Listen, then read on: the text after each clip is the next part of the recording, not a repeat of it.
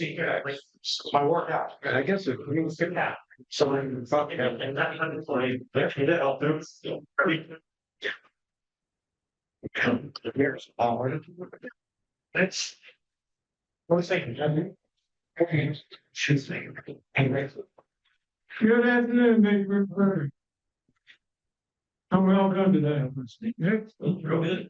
You what? My presentation I have. Oh. Okay. We just look at our colleagues. Because currency, 100 billion. And we don't have any dinner today due to invitation. So, y'all bow your heads, please. Heavenly Father, I want to thank you for getting everybody here this morning safely. And hopefully the same way getting home, enjoying this nice cold weather. And I ask you to guide us in our deliberation today. And I ask it in your name. We said, amen. Amen.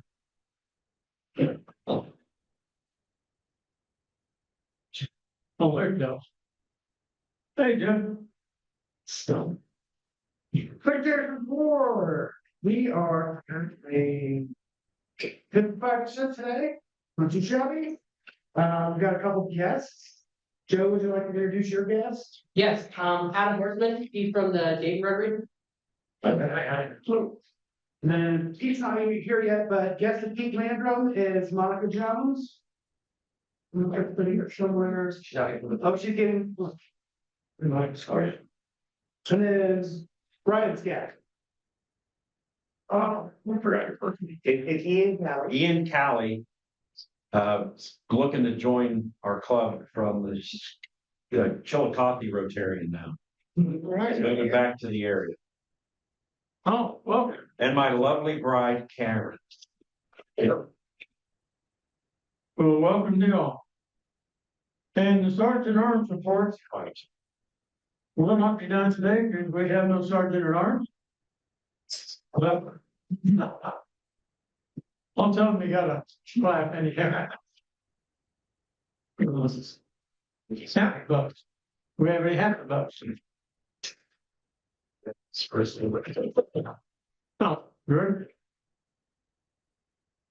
I'd like to give a happy buck because we are almost ready to open registration for Cheers on Beavercreek. Very Go ahead. Thank you. Any other happy bucks? I got a mechanical happy buck.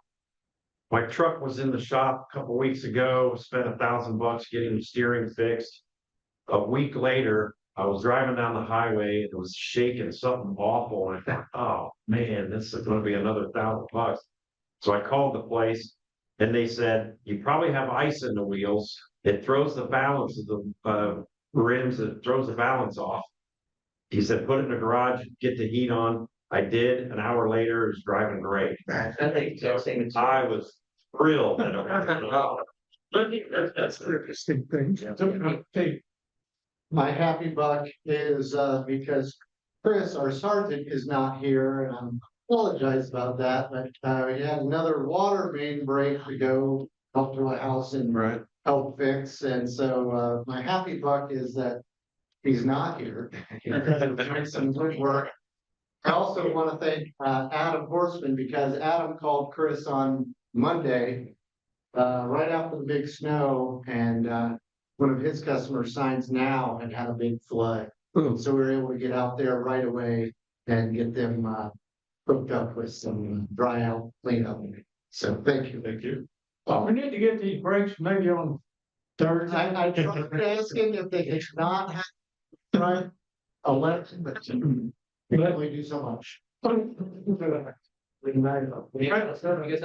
have two happy bucks. The first is I don't have Pete's company on speed dial. And the second is that some of you may know that my wife hasn't been very well over the last 3 months. We saw a neurologist this past Tuesday. She has a diagnosis and a path to getting better. Oh, I could. That is good. Any other city? I have two happy bucks that Joe will pay. Thanks, Joe. First of all, I just want to say, coming from me, I'll go ahead and tell Pete, there's no excuse missing Rotary meetings, so let's have that a thing. And two, NHL for US born, broke a record. Patrick Kane with the Red Wings has the most NHL points of any US hockey player. So as you know, Canada, Russia pretty much rule hockey. So pretty amazing that USA is on the map now. And safe travels to what's his name? Can't remember his name. I don't know. He's a rural trust, township trustee. He's a Rotarian. Alex. Not safe travels to Alex. He's actually in Tampa for the NHL game at it's a stadium series. So Maybe let's see the snow that's been predicted for that area. yeah, that's good because They shouldn't have stadium Texas, where he's in Tampa. They would predict a quarter inch of snow over Muddy County. It's a growth. Well, we have friends. They'll have real yeah. ready for the. I got a happy 5 minutes. And big shout out to the road crews in the city of Beavercreek and Beavercreek Township for doing a great job. They have done an outstanding job. Figure out the deck cards. The people have to realize they have to get the main streets first, then the secondaries, and like my street, dead last.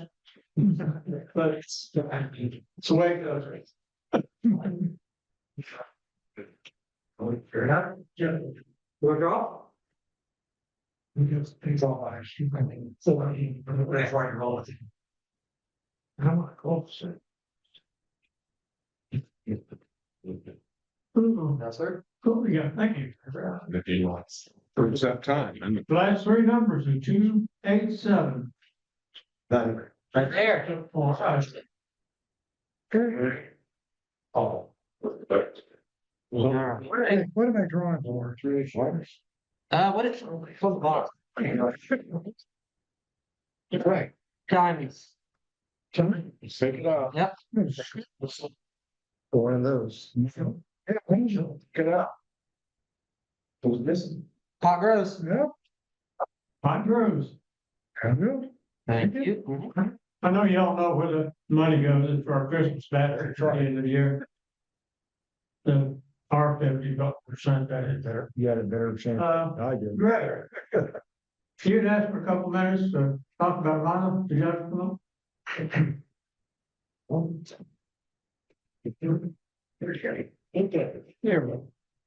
So I took over as Ryla Chair this year from Shannon. This will be my first year being the chair. I've spent the last 5 months going around to all the clubs that will allow me and talk a little bit about Ryla, and I realized I haven't talked to my own club. So I just want to ask a question. There is no wrong answer. If 3 people would share with me, why did you join Rotary? Would anyone like to give their answer? Networking. Networking. Good answer, and that's a right answer. Community service, Community service. That's a right answer. programs. Can you explain that, Eric? The program we have every week, Okay, learning about my community, learning about my area, learning about my country, my state. very good. The reason that we have Ryla is for those same reasons.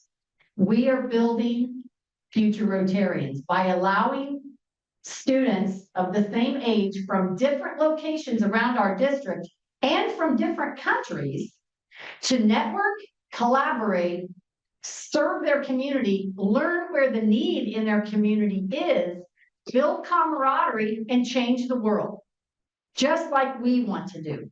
So RILA is an extremely important program if you want to grow tomorrow's Rotarians. And we encourage that through joining the Rotaract. A lot of them come from Rotaract, but it's 3 days of nonstop team building, problem solving, networking, inspiration. And we really think $260 per student is very cheap for the product that you receive on the Sunday when they graduate. When we do service projects, I highly encourage that we invite our Riley graduates from our Beaver Creek Club to help us with the service projects, so that they can also get the joy of giving back like we do. So registration opens on February 1st and registration closes on February 28th. It's a first come, first served basis. Eric and I have been handling the Beaver Creek choices. Our exchange student will be attending, and then we'll be choosing one more to attend from Beaver Creek. And that's pretty much it. I just wanted to let you guys know that I'm the point of contact if you have any questions, or if you know a student that is a sophomore or junior, preferably junior, that you would like to attend, please let me know. Thank you. I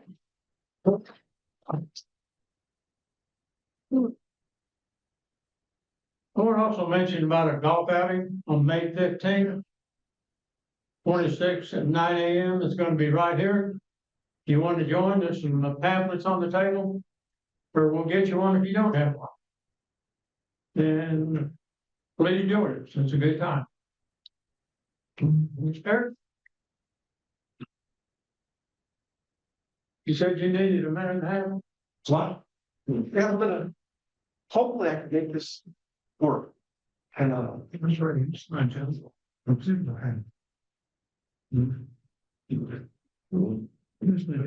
Everything you saw, bring your soul, I see them. While you're doing that, are you ready? While you're getting this all set up, we're gonna be having our Founder's Day meeting. And we wonder if you all have the choice whether we have it here or we have it at another location outside like we've been usually do. Both ways. So I just want to see hands. How many wants to do the meeting here? Hey, could you clarify that? The meeting's here during a normal meeting versus having it somewhere else in the evening, correct? Yes. Yeah, sorry about that. Yeah, clarification. So how it's here. What we have? So in other words, just having a normal lunch, we just got found. yeah, the question really is, do we want to just have it at our regular meeting on Friday at noon? Or do we want to cancel our Friday noon meeting, have it in the evening at another venue? Which is our only other choice. Nice. What's your preference? How many did we say wanted to have it here?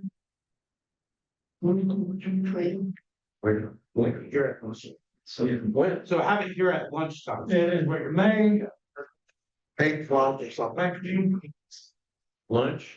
Yes. Lunch. Yeah, if we have it here, it'll be our regular meeting. Yeah. Okay.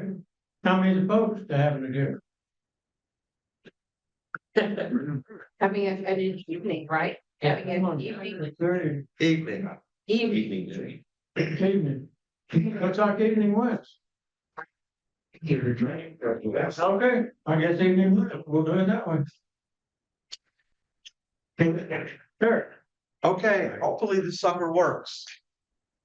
You want that? Maybe. All right, I want everybody to get out their phone. Get your phone out. This is an opportunity at Rotary to get out your phone. And this one's like going crazy on me because it's not mine. No, it just wants to like Paul Estes. Let's get over it. Okay, everybody get out your phone. I want you to go to your store.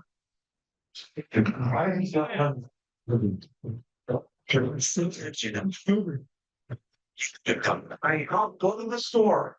Oh, I don't know if it's Apple or Android. That's what I'm not.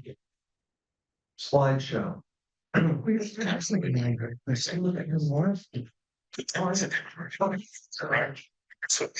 I want you to do is when you get to the store, I want you to put in DACDB.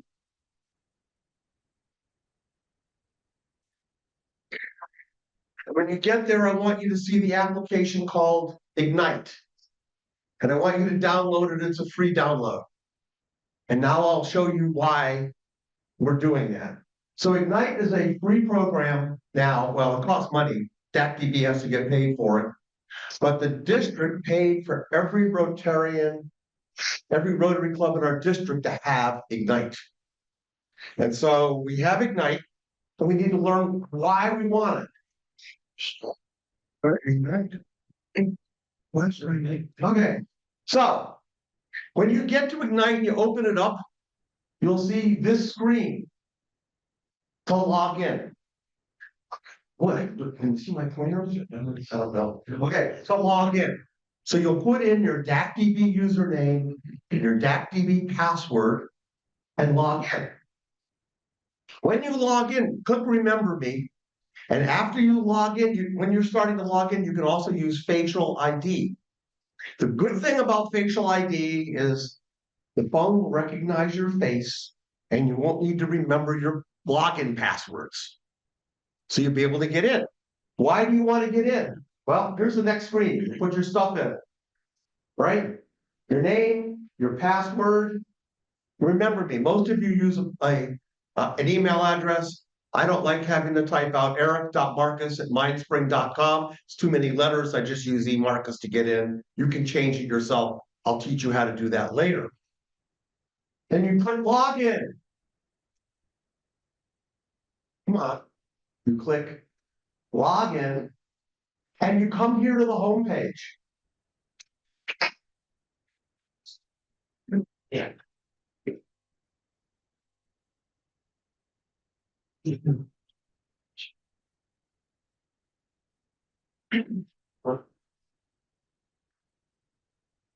Okay. And there's the home page. And look, find members. You can click on find members. You can find the phone number for any member of our club, or you can find their email address, or you can message them from your phone. It's got a place to put in prospective members. You meet somebody, put their information in there. You'll enter them in prospective members. Josh and Sandy will see it and they'll be able to do that. You can pay your bill right here. You click on that and you can pay your Rotary bill by credit or ACH, your choice. And you can go to the foundation and see how many foundation points you have.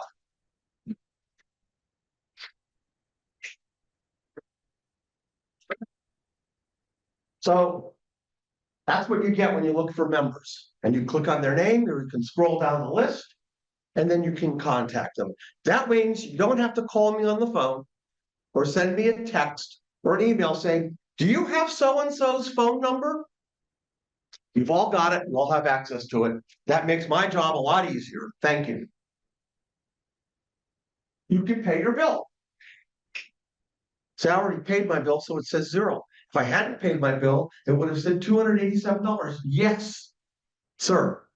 So the stuff that we've been doing through DACDB, we just have to download another program to do all that stuff in another program? You can do it on your phone easily. So the things I'm doing currently in DACDB is the same things in Ignite. So what's different between one or the other? Because DACDB doesn't work very well on a phone. And so when you use DACDB on a phone, it doesn't give you the information that you want without a whole lot of effort because it's not phone friendly. Ignite is a phone friendly app developed by DACDB that does all that stuff. So it means not having to carry your laptop around, and when you need to get a phone number, hotspot your phone, hotspot your laptop to your phone, get on the website for DACDB and look the information up. Does that explain it? Okay, and you can get your foundation information, how many points you have, all the other stuff for the foundation. And I think I have one more screen. Nope, that's it. Any questions? Is it meant to replace DACDB Mobile? Is that what that's the? DACDB Mobile isn't replaced, it's gone. So yes, it is the replacement. Yes, it's a replacement of DACDB Mobile. Yes, DACDB Mobile is dead. It used to be an app, then it was just a web page thing, and now it is gone forever. Any more questions? Yes, sir. I had this loaded from last time you talked Yes, about. and it should still work. Yeah, it has the Rotary and it has DACDB. So I did the Put your road, email in, just put my email in. put your email in as your username, See, and your DAC, whatever your DAC password is, which I don't know. Yeah. I'll have to Well, get- they hit reset.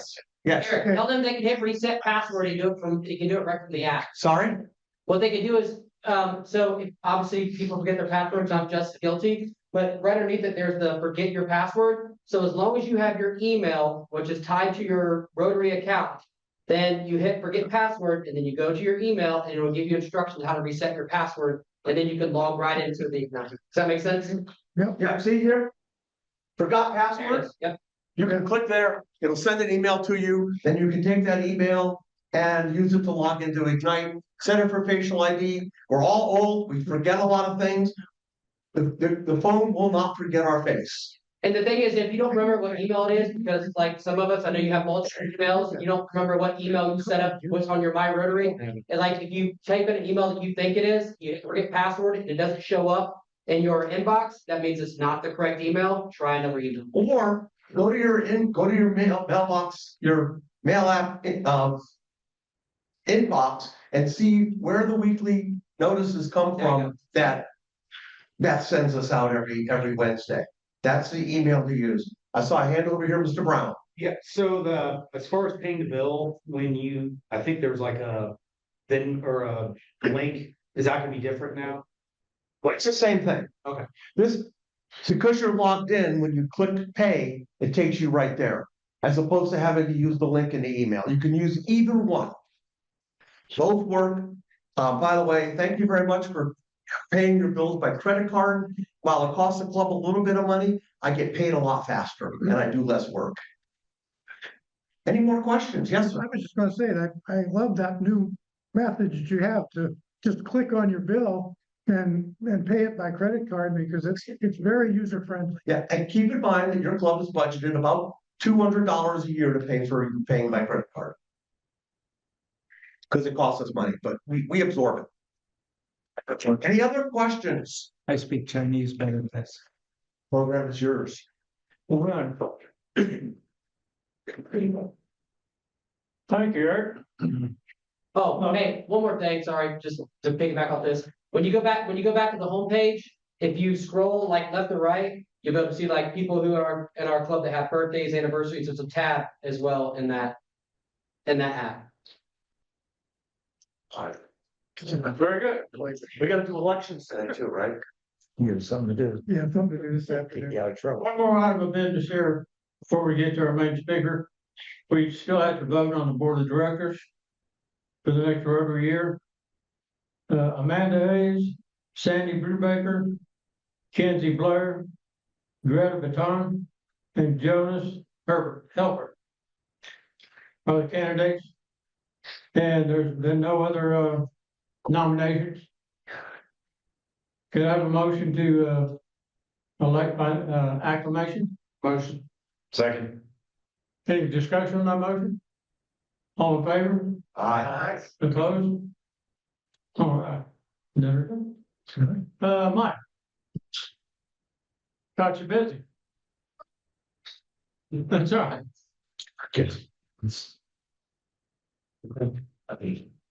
Thanks, sir. How you doing, sir? Oh, not bad, but still. I'm good. I don't introduce a lot of our speakers. I schedule a few, but I don't do that often because I reserve that for special people like Brian Lampton. Brian is a longtime friend, business associate, former neighbor until I drove him off. And our state rep who has done an outstanding job. And I so appreciate you and the job you do. Come tell us about what's going on.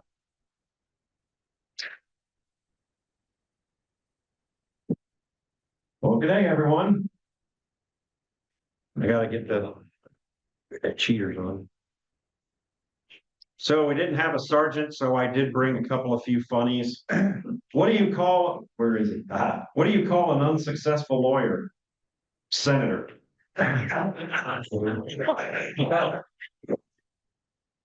Why do thieves never target politicians' homes?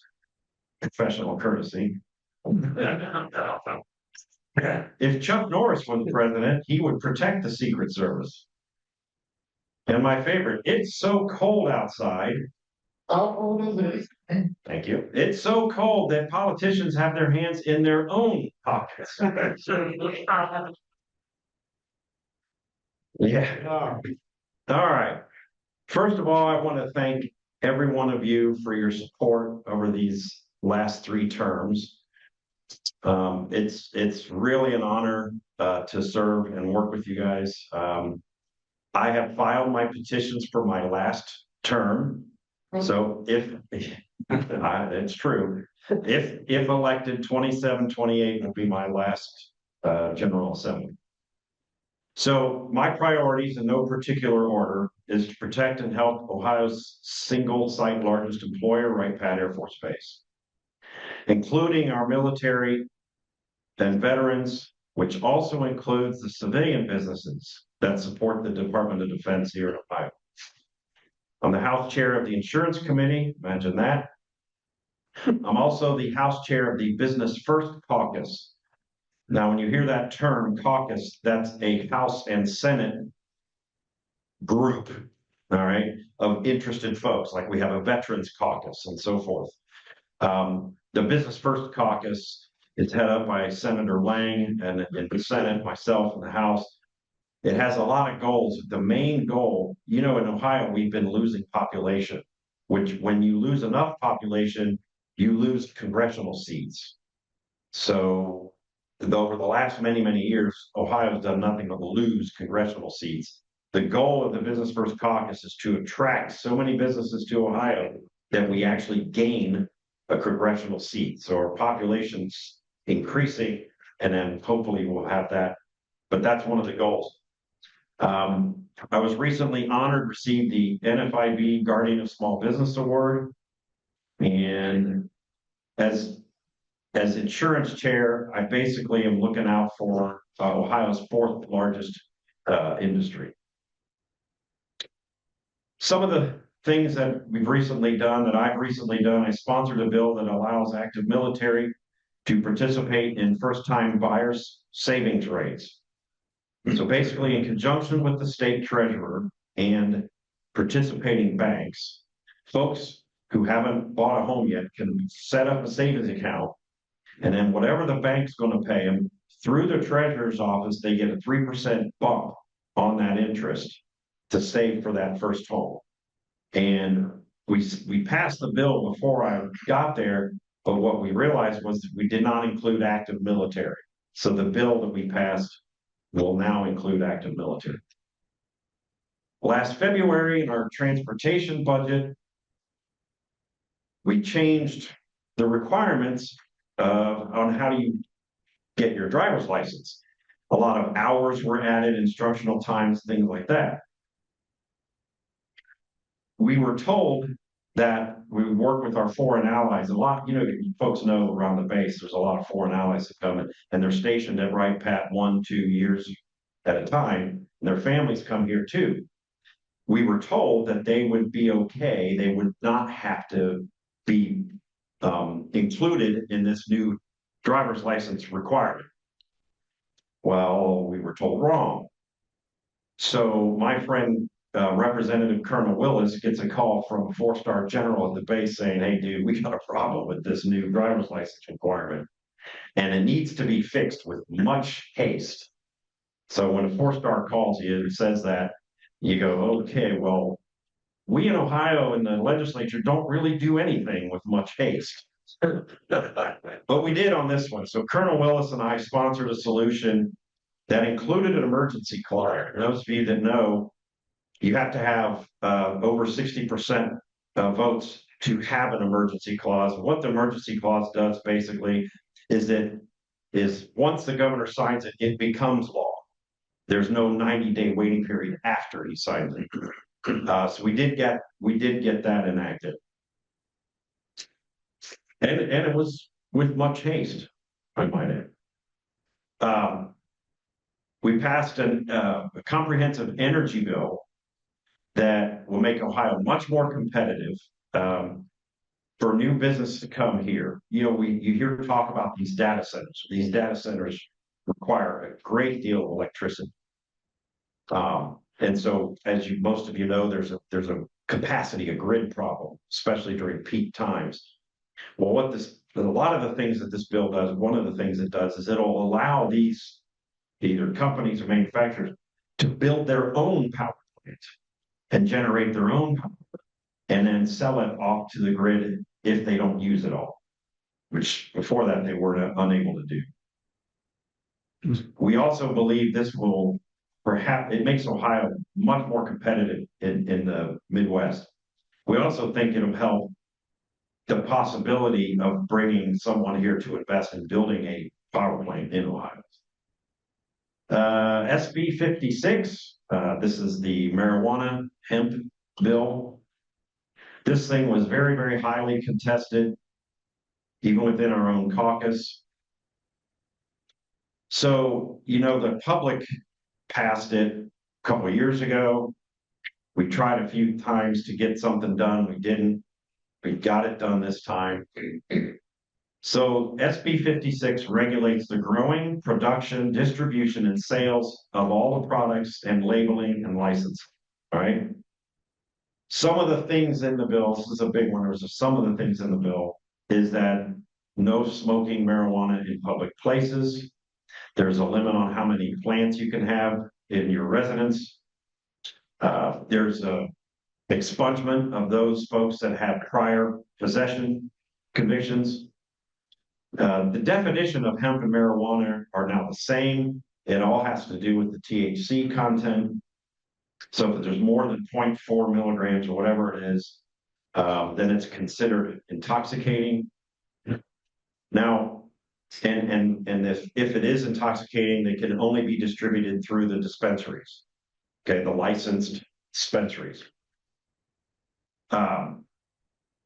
In our bill, and even through this thing went to conference committee. It was highly contested between the House and the Senate, the governor. We and the Senate exempted hemp beverages. There was a lot of businesses that basically quit selling alcohol. They just sell these hemp beverages, the intoxicating hemp beverages. And so we exempted them from that because we were trying to protect those businesses that were up and running. Well, first of all, the federal government made some rules that changed a lot of that in the last hour. And the governor, when we sent the bill to him, vetoed that beverage exemption. So basically, that they're no longer exempt. Those products will have to be sold through the dispensaries and all the licensing and things that go along with that. So some of those businesses will be out of business shortly. This was very highly debated. One of the clauses in the original bill that the people put forward, the marijuana, or it wasn't a constitutional amendment, but 4 years ago now almost, was that if you, as a city or a township, agreed to put a dispensary in your community, you would receive a 36% income from the volume of sales from that dispensary. Well, the way it was worded is the Department of Tax could collect it, but they couldn't distribute it. I know Pete Landrum loved that. And so the only way to fix it was a legislative fix. Well, that's in SB 56. The fight was interesting. The House wanted to keep it in, but the Senate and the governor wanted to take it out. It's in. We kept it in. I think Beavercreek got their check on it. Yes, we did. But I just thought that whole fight was interesting. But that's part of the fun. Another bill that came out of my committee, which it was just as much my bill as it was the sponsor Meredith Craig's, was having to do with TPIL. TPIL is third-party litigation funding. It's a really nasty process where basically outside investors are investing in the outcome of a court case. So they're betting on who's going to win or lose. And so they're investing with the lawyers who are trying these things for a win. So if you're let's say you're the victim and you get a victory and you win in court, guess who gets their money first? The lawyers. Guess who gets their money the second? Yeah, you're welcome, Dave. The second group now, if there's investors, they get their money second. Now, if there's anything left, the other problem is it's driving up insurance costs for all of us. So we got that out of the insurance committee, 12-0. It passed out of the House. I'm going to do everything I can to get it out of the Senate and signed by the governor before the end of this year. A friend of mine called in March of last year. He's got a health insurance, or at least he thought he did, with a company called Thin Blue Line. They were marketing it as health insurance, and they specifically marketed to first responders. He was a retired Marine dispatcher. So when he retired, he was too young for Medicare, excuse me. So he needed this coverage. So he got it through this Thin Blue Line. He actually had an agent and everything selling it to him. Well, when he called, he said 3 or 4 months ago, they quit. They're not paying my claims. And he'd call and he'd have excuses, and they'd kind of string him along for a while. And he finally called me, and he'd already filed a complaint with the Attorney General's office. So I called my friends at the Department of Insurance. Shortly thereafter, we find out that this company isn't licensed in Ohio. Then we find out they're not licensed anywhere in any state, even Texas, where the company's from. So, and we find out they're not paying claims in a lot of states. So the Department of Insurance with the Attorney General were successful in getting them to cease and desist. And I don't know the legal terms, but they were able to lock up their assets, at least the Ohio assets, and have basically a person from the Department of Insurance have full access to all of their financial records. Now, we're at the point now where we won that case, and we are now gathering claims information from folks who have Thin Blue Line policies, okay? And they have to basically say, here are my documentations of the claims that haven't been paid. There's a pot of money, I don't know the amount yet, that's going to be distributed to those folks. So they're in the process of gathering that information. There's even a thing on the department's website for it. And finally, the fun topic is property tax.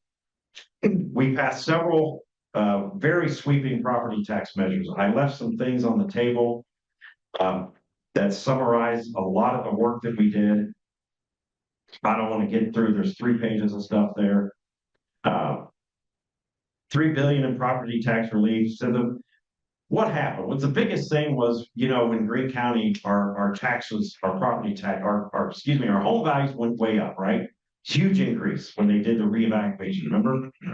And subsequently, we saw very large property tax increase. Some of us saw 17, 22%. One of the parts of this bill is that now limits that spike to either 3% or the rate of inflation, whichever is lower. So no more of these huge tax spikes. They're gone. They dealt with the 20 mil floor. They changed a lot of the way how levies have to be worded. Transparency, clarity to voters, things like that. Again, look through those things I've handed out to get a lot more of those details. That was also very exciting working with the caucus and the House and the Senate. It didn't go to conference committee, and the governor didn't veto anything in it. So we got that through. In summary, those of you that want to look up stuff, ohiohouse.gov is a terrific resource.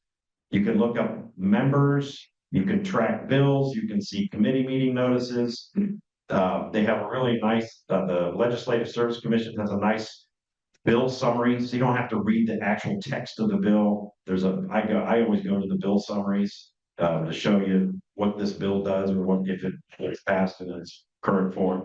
It'll show you votes taken through the committees and through the House process. You can see how each member votes. So it's a great resource. Once again, thank you all for your support. I went fast and quick so I could, if there was any time left for questions. Eric? So in the eventuality that this property tax initiative ends up on the ballot. And people vote to do it because when you have a chance to get rid of all your taxes, usually the answer is yes. What the hell are we gonna do? That is the question of the day. So what he's talking about is there's currently an organized group getting signatures to literally abolish all property tax in the state of Ohio. The bill is extremely simple. I think it's 5 sentences. It's very easy to understand. And he's right. They're looking like they're going to have enough signatures, so it's probably going to be on the ballot in November. And if Ohio passes it, it's a constitutional amendment. So then the $2 question, what the hell are we going to do? So the answer is nobody knows. But to start, what is the state responsible for? The state, by constitution, must fund public schools. So we have to do that, right? How are we going to do it is the $2 question. It's going to have to come from another source, obviously, because this is a multi-billion-dollar issue. Sales tax and income tax is the only other two ways you can think of it. Yeah. Tax gasoline like $2 a gallon. Well, that's a sales tax, right? Yeah. But what are the cities and the counties and the townships going to do? The state doesn't have to fund them. Beavercreek, as we know from our presentation earlier this month, completely lives on property tax. There is no other source of revenue for them. Bellbrook's the same way. And a lot of other cities, while they may have an income tax, are going to be severely handicapped in that. Townships, I don't know. County, same thing. They're a big part of their budget, right, Commissioner? So that'll be an interesting, and the last polling numbers I saw was it's close. 45% will vote for it. All they need is 50.1. Gang, that is close. Representative. So good question. A simple percent, even though it's a constitutional amendment, or is there an extraordinary percent needs to pass by? No, 50.1. 9.0000. Right. Yeah, that much over 50. That's right. Yeah. Over Shannon? So you were talking about legislation earlier about people investing in court cases. And so I mean, in your opinion, do you think that that's just a side effect of all of the ridiculous amount of class action lawsuits? I mean, most of the class action lawsuits, the people who are actually affected never get much, if anything, from it. And so it's just inflating that particular price. Yeah, I do. I had no idea this was going on. And it's $1 billion industry. And a lot of the money's foreign capital. So one of the things in this bill that passed out of the House is it forbids or bans any foreign investment, which nobody had a problem with that part of it. Nobody had a problem with that. And I understood, I just found out yesterday or day before, that the federal government is looking to make it, the T-pill stuff, all transparent, which would be awesome, because that'll be countrywide. But I do, Shannon, I really do, because if you think about, a law firm has limited resources, but now all of a sudden you're getting just large amounts of capital to try a case. Yeah.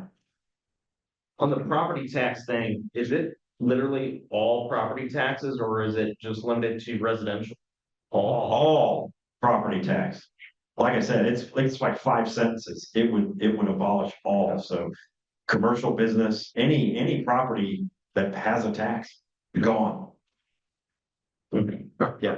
Steve? You mentioned something I didn't even know. So you said the population of Ohio is shrinking. What do you think is causing that? Well, Florida, Texas. One thing Ohio,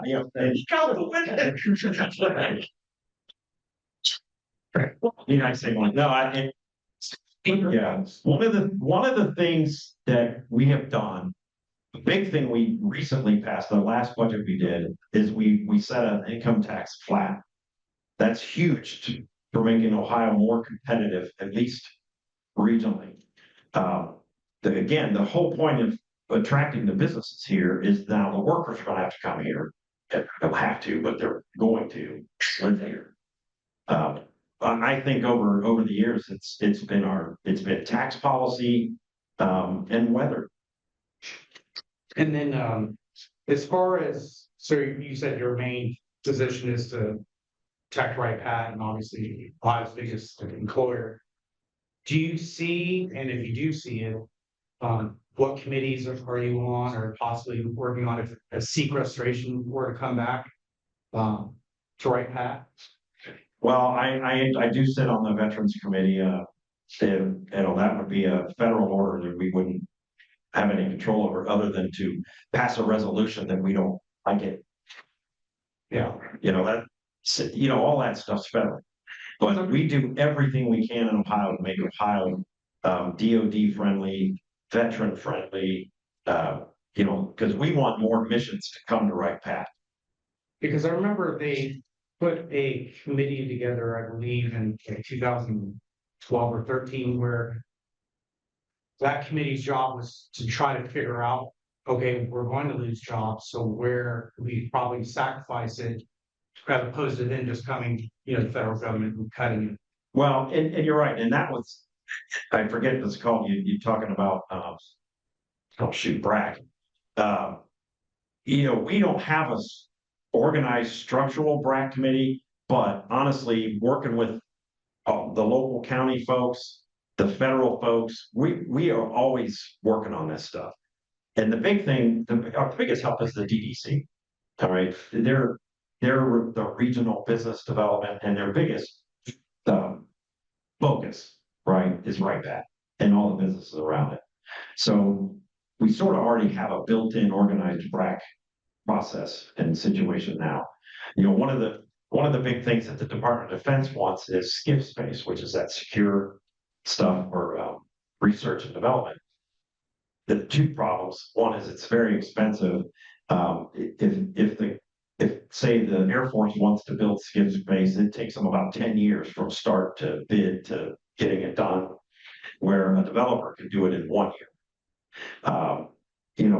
Synergy does it, and they're probably the best state.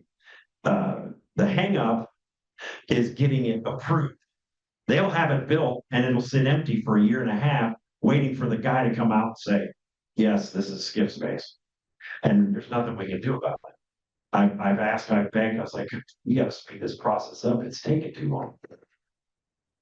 But there's only so many folks that are licensed to approve a SCIF space, and they can't use it until it's been approved. Anybody else, Dave? Yeah, so theoretically, in the future, if that passes, when you call for police or fire, you're gonna have to give them your credit card number. Well, there won't, but the problem is there'll be have fire stations with fire trucks with no gas in them and no people to drive over to your house. You'll have to get your hose out and hope you take care of it. I mean, think about it. Or the communities would have to band together, right? And self-tax and have their own little fire department. Yep. Would you like a drive? A cookie drive. Yeah. Yeah, it's obviously it's the potential's frightening, actually. That's going to be, if it gets on the ballot, that's going to be a really interesting campaign. If you think about politically, just think about Charles, you think about who's interested in failing this initiative. Yeah. Teachers, schools, cities, fire, police. Think about all the folks that don't normally come together in a campaign, right, Ryan? That will be coming together for this one. Right? And it'd be interesting. If it doesn't get on the ballot, don't have to worry about it. Yeah, question, but it's not about the property tax, but are you involved at all in the Wilmington Amazon project? no, I know I read a lot about it, because there's a lot of, concern about the money Amazon has gotten for buying land and little, yeah, it's hard to say. It's interesting when you talk to folks about these data centers. A lot of, I don't say areas, geographical subdivisions don't want it. A lot of them do. So everybody's gonna have different opinions on those. Eric? Has anybody done any work on the economic impact of the, what you call it, the intoxicating hemp bans, and then how much it's gonna cost for, first of all, the businesses that were just selling products like corner stores, and then Yeah. the effect of the drinks themselves, where Right. there's whole companies that are canning that stuff with salespeople and sales reps and things like that. What's Yeah. the economic impact in Ohio? I know a lot of reps did not like that veto because they have in their districts a lot of those hemp drink businesses that are going to be out of business. I think mid-year. When does it go like that? I don't know for sure, but I think it's June, July timeframe. Yeah, your convenience stores that sell this stuff, that's a product line. They'll be all right. They'll live. But some of these are standalone hemp drink only places.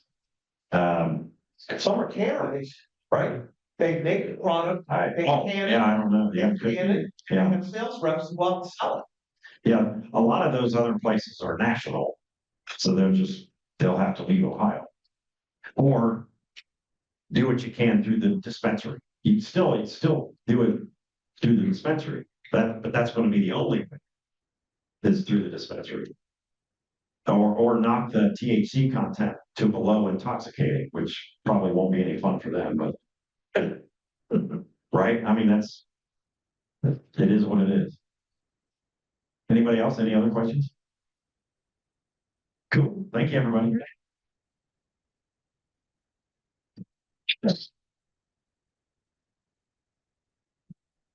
thank you very much. We appreciate all the information. Yep. Bet. So I love this. Can you see the name of the book? My grandma and grandpa rock. And the author is Pat Benatar and Neil Giraldo. So as usual, Beth outdid herself. Yes, she's good. Yeah, she's very good. That's awesome. There you go. Thank you very much. Thank you. A lot of information. Well, as usual, a lot of good information, Brian. Is there any other business to be brought up today? Well, for training or little shopkeeping tutorials, we have a subject for next week that we are interested in Eric telling us about, Or someone else, or Eric telling us about. or someone else. How to transfer your points on Ignite to someone else and how that process works. Like people have excess money on their supposedly. Because you can't carry it over. I don't know, there's a process to that Eric can talk about at ROI, and I didn't get all the results. It was Excess money. I don't understand that. foundation. So when you donate money, for every dollar, you get so many. How to give a Eric, how many points do you have, Eric? Yeah. Yeah. And he gave me some of his, like you could care less like candy, And so, he had too many. so he can give half of his points or a portion of his points to give someone a Paul Harris. And so you can pay half of the dollar value and get half of the points, and then you can get a Paul Harris for, does that make sense? I'll be here with you, Eric. Just a comment, so hand up over there. Thoughts are done. I know you already said something about the golf outing, but I want to say some more. This is a fundraiser. This is where, how we give our money away. This is what we are able to donate thanks to. So I need your help. I need sponsors. I need golfers. I need donations. So if you've got own a company and you want to sponsor a whole and go beyond that, please do so. It's all on here. Brian covered most of those up, but they're on your table. So please take advantage of that. It is May 15th, and we're also gonna need volunteers for that weekend, for that Friday. So, all right. If you have any questions, let me know, but I know we really need some help on this. All right. And register easily on that fund is like foundation, correct? Yes, it does. Correct, and that's 100% of the foundation's budget for the year, right? Does anybody, Eric, do you know what the foundation's yearly budget typically is? Come on, Eric. About almost 20,000. So we have to raise $20,000 at the golf outing. That's perspective. We made 10,000 last year, I mean. That was very good for us. Otherwise, we don't give out scholarships and everything else. And the money's made, the sponsors and the whole sponsors and the sponsors.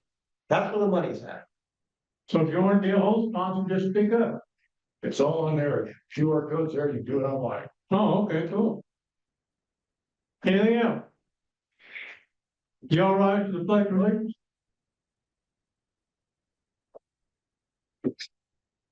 I pledge allegiance to the flag of the United States of America and to the republic which stands nation under God, indivisible, liberty, justice for all. Everybody, I say I can. Hopefully, I should put the line. So they get. Well, maybe it's not number two. Oh. Everything together.